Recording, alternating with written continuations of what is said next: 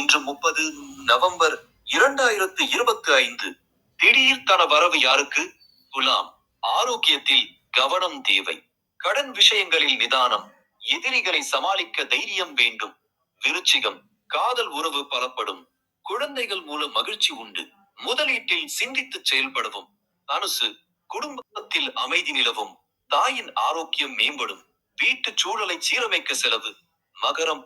தகவல் தொடர்பால் வெற்றி உண்டு. சகோதரர்கள் வழியில் உதவி கிடைக்கும். குறுகிய பயணங்கள் செல்லலாம். கும்பம்.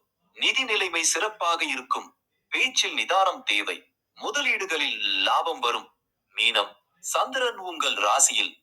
தன்னம்பிக்கை அதிகரிக்கும். எடுத்த காரியங்களை முடிக்கலாம்.